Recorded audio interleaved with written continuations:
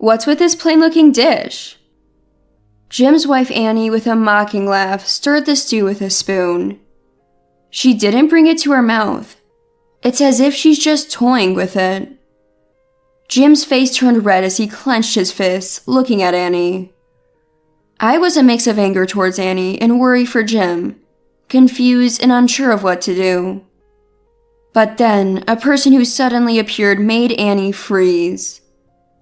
"You are cut off. Never come back." With that forceful voice, the counterattack from me and Jim began. I am Melissa, 70 years old. I live with my husband Scott and our son Jim. A few years ago, our daughter lived with us too, but she got married and moved out. Jim is turning 40 this year. I wish he could find someone great, like his sister did, and be happy. But Jim, he's never been much for romance.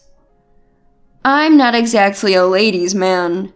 It's not that I don't want to marry, but I don't want to force it, he'd say casually. Despite our worries as parents, he does things at his own pace. Jim has a steady job. He's got a calm personality, right? He may not be handsome, but he's clean and presentable, I'd say when discussing Jim. Scott would laugh awkwardly at this. Well, I get why you're worried, but if it's meant to be, he'll marry eventually. He says he doesn't want to force it, right? Yeah, I guess so, I'd reply somewhat reluctantly. Then one day, a matchmaking opportunity came out of the blue for Jim. It was Scott who brought it up. The potential match was the daughter of Scott's friend. Scott had run into his friend Kent while out and about. They realized in their chat that both their children were single. Why not let them meet? Scott agreed, and the introduction was arranged. She's Jim's age, 40. She's been focused on her career so far, not interested in marriage. If she's never been interested before, I wonder if it'll work with Jim. He's not exactly eager to marry either. While I was thankful for the introduction, I couldn't help but feel it might just be the parents getting excited. If that was the case, it would be a waste of time. But actually, she started looking for a partner this year. When I mentioned Jim, she seemed quite interested. Really? It seemed odd to suddenly want to marry at 40. I had my doubts, but when I asked Jim, he agreed to meet her, saying, I'll meet her at least. The day of the introduction arrived. We decided to have dinner together at a restaurant. The woman was wearing a beautiful dress and greeted us with a bright smile. Nice to meet you. I'm sorry for my father's insistence. My name is Annie. Not strikingly beautiful, but clean looking. Most importantly, she always had a smile which made a good impression. She was also good at making conversation, which helped the typically quiet Jim. She's a wonderful girl, Jim. Back home after the meal, Scott was clearly smitten. Yeah, she's nice, agreed Jim. I too thought Annie was a lovely girl. That night we got a call from them.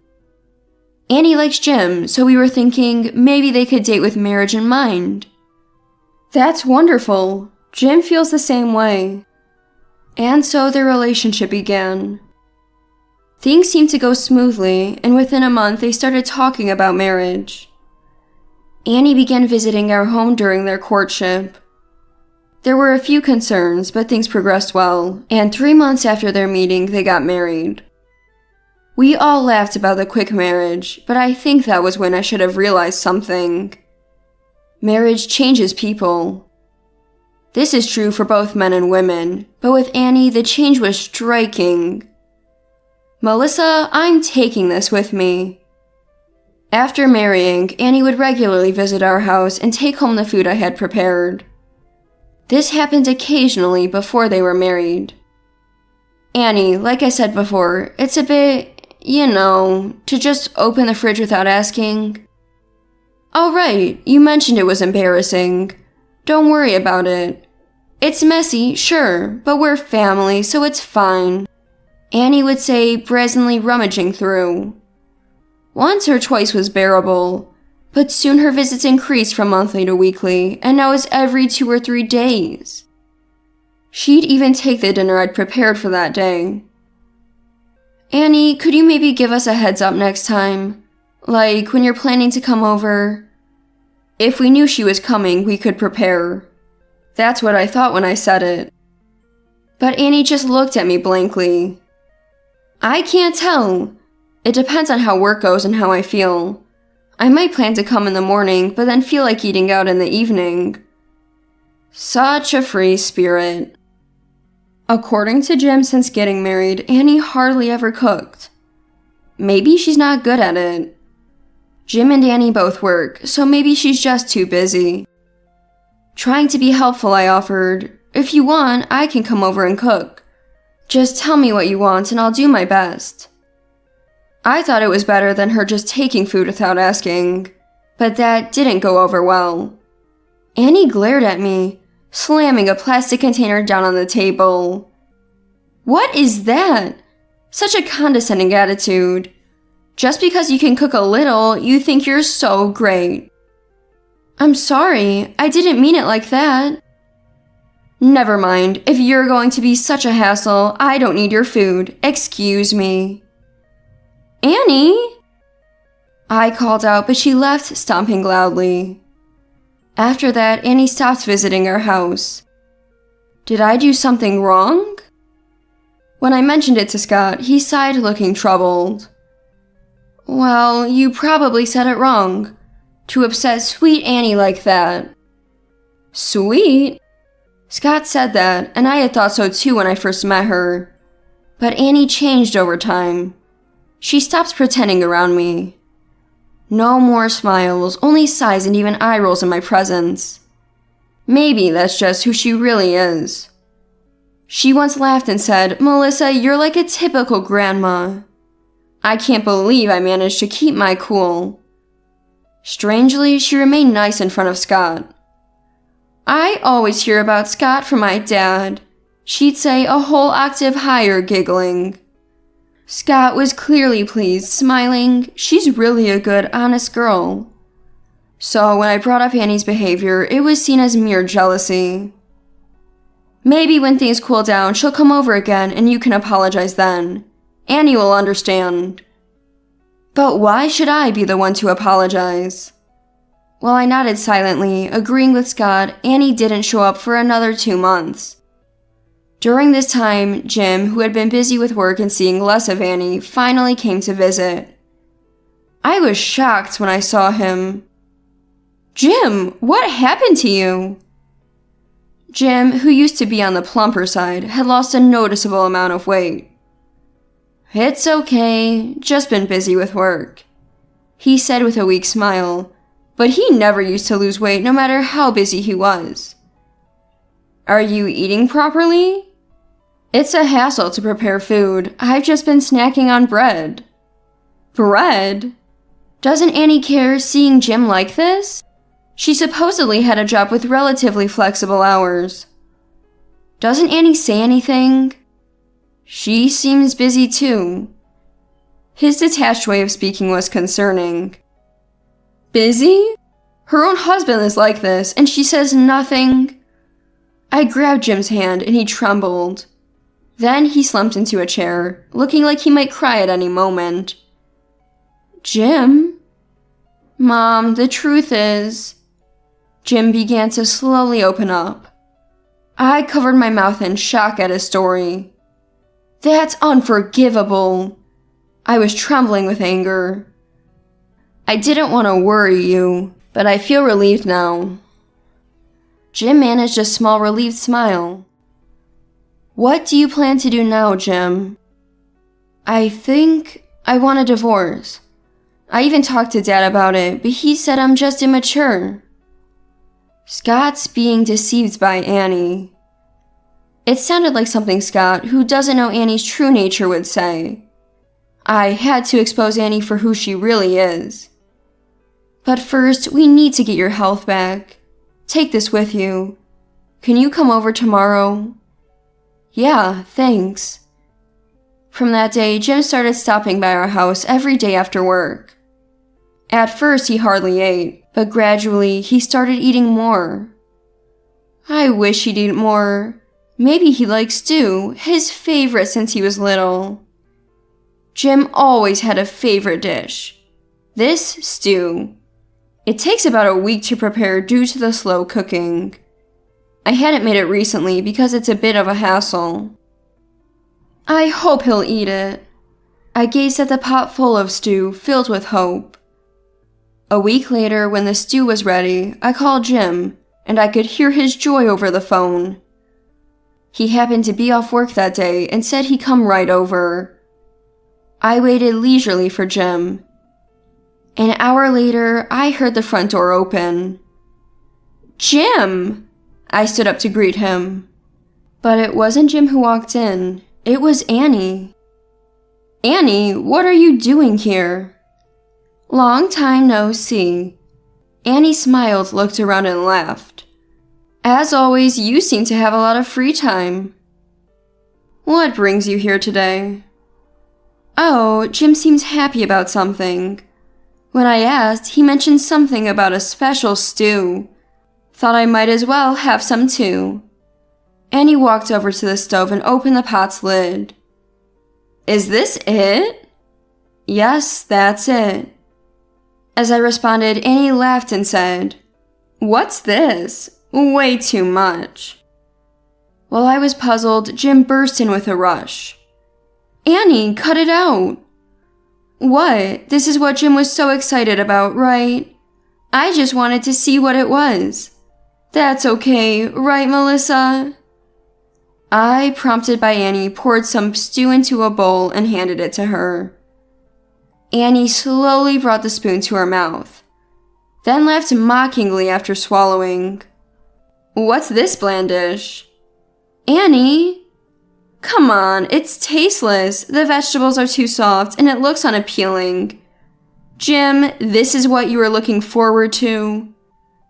Jim's face turned beet red, fists clenched. I was a mix of anger towards Annie and worry for Jim, unsure of what to do. Annie stirred the stew with a mean smirk. I heard it was Melissa's special dish, so I had high expectations. What a letdown.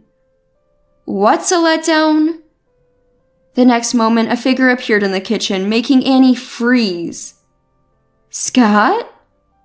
Scott glared at Annie, snatched the spoon and bowl from her, and then loudly declared, You are cut off. Never come back. What? Annie looked around confused. Wait, why? I thought you were out for dinner with my dad today. Things changed. I've been home all day.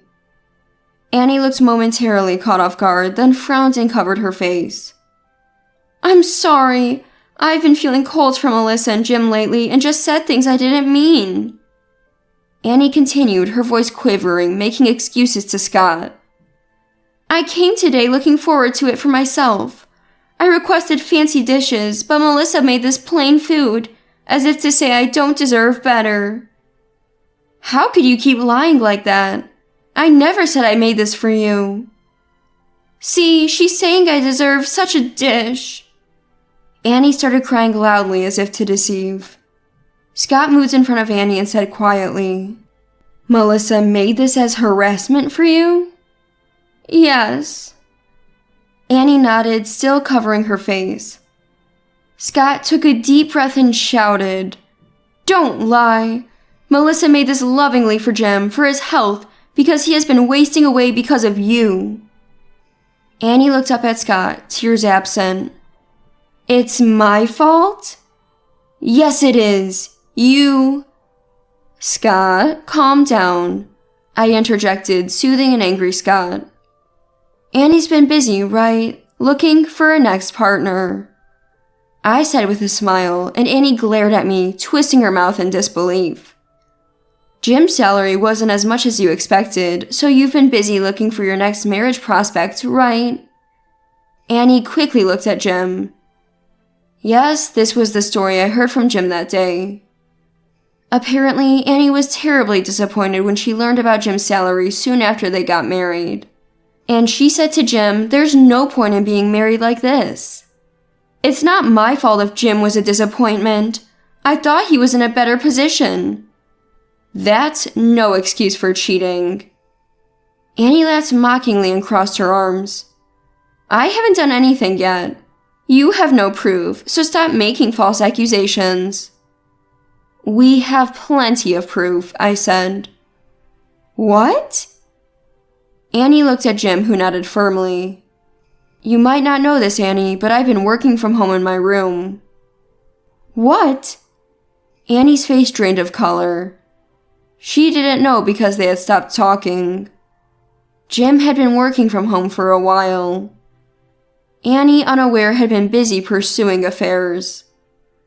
I always thought you were bold, but bringing your lover to our house, that's just shocking. Annie tried to deny it. No, that's not true. That person, he's just... You can make excuses, but it's pointless. Everything's been recorded. Recorded? Annie collapsed to the floor, holding her head. This was the main reason Jim had lost weight. Discovering Annie's infidelity. He couldn't confront her, just quietly gathered evidence. That's terrible. How could you do this? Whether it was the shock of being discovered or the recording, or both, Annie started crying. Always playing the victim. Do you think that'll solve everything? As I approached Annie inside, she turned to me. But recording, that's too much. You as a woman should understand, Melissa. Annie grabbed my hand, looking up at me. Right, Melissa? Well, I wouldn't know. I've been married for 45 years and never had to worry about being recorded by my husband. I brushed off Annie's hand and she bit her lip, frustrated. Then she turned to Scott as her next target. Scott, I'm sorry. I've reflected on my actions. Please, for my father's sake, let's settle this quietly. I'm not the one you should be apologizing to, and your father isn't involved in this. But you're close friends with my father, right? Annie looked up at Scott, trying to evoke sympathy with teary eyes. Scott frowned and muttered, Poor Kent, to think his 40-year-old daughter would be so clueless. What did you say? Scott sighed and shook his head. Kent and I have already discussed this. He apologized and told us to do as we please. So what now? Annie's head drooped to the floor. Scott glanced at me, then looked away troubled. I couldn't believe it when you told me, but Annie's acting skills are quite something. Hard to believe, I know. Annie remained slumped over. I addressed her. Don't worry, you have a job. You can pay the compensation. Compensation? Yes. Even though it was a short marriage, it's still marriage. And while remarriage might be tough, you'll be fine. Just take good care of your parents as their only child. She should pay the compensation, take care of her parents, and remain single. It's harsh, but considering what she did to Jim and me, a little bitterness is justified.